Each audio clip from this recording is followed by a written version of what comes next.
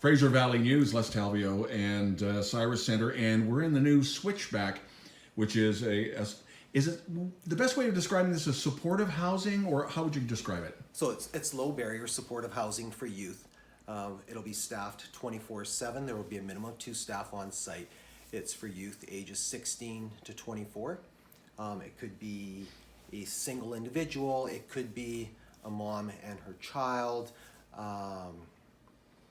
It's for anyone in that age group that needs home. Yeah. That's the requirement, is they need a place to call home. We've been discussing off air about obviously the opioid crisis, but the crisis when it comes to youth 16 to 24. And you had mentioned the other day to me that the numbers are beyond record numbers here, through the roof. So yeah, this year we've seen far more. I was gonna say suicide. Sorry, we have to. Well, no, it's overdoses. Overdoses, yeah. Where the person hasn't perished, but we've seen more overdoses this year than we've seen in the last few years combined, and thankfully there have been first responders or staff that have been around to, whether it's been to administer naloxone, CPR, whatever has been needed. And youth are coming. We've had youth come to us because we're available 24/7.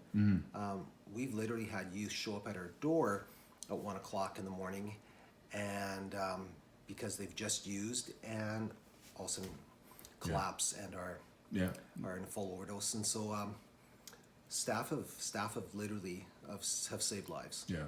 With Switchback, it is 24/7. Somebody's always available for you. Yes, 24/7. They have direct links to the rooms. The youth can call down to the staff. The staff can call up into the youth. There's direct access to one another. Now, I know you'd rather call this program as opposed to a youth facility that you don't want. It's not a facility. So again, it is home. It's every unit comes fully equipped. They're furnished. They have all the cooking utensils. And while here, they're going to learn and develop the skills necessary to be successfully independent out in the community. So they'll pick up cooking skills. They'll learn how to do laundry, some of the basics, taking out the garbage. Yeah. How to vacuum and clean their apartments. How to make the most out of their food hamper and create different kinds of meals. Well, they'll also learn about living in community and developing healthy relationships in a safe environment. And to get involved or to try and get inside here, unfortunately, there has to be hoops.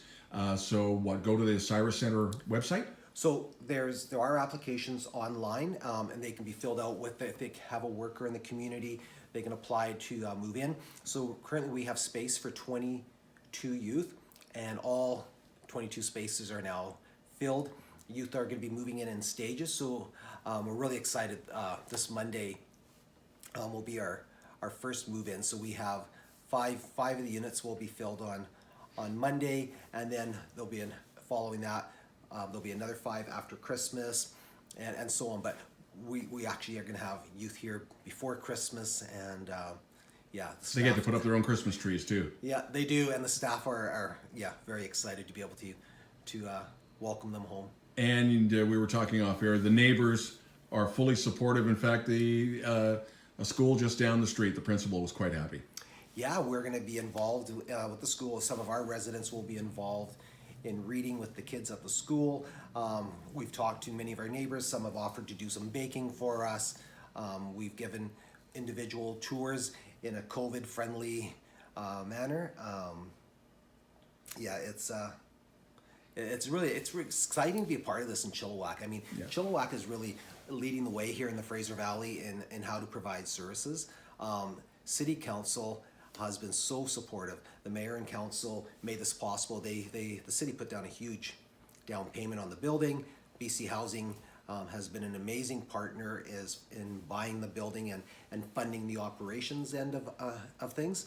And then other community partners who are going to be providing different services here. You know, PCRS with addiction services is going to be here. We're going to have Stolo involved. We're going to have Thrive Collective with trauma counselors involved. Oh, and I know I'm forgetting people, so that's terrible, but the health clinic. Yeah. We're going to have anyone that's willing to partner and make a difference in these kids' lives will be welcome addition. We have space, community space, where they can meet privately and confidentially. We'll have community dinners for the residents here in a COVID-friendly way as those things permit. We'll have a small gym in the basement where the youth can work out. We'll have some recreational space outdoors. We'll have different games nights, and we'll have different nights that happen in the building for the residents. There'll be lots to do.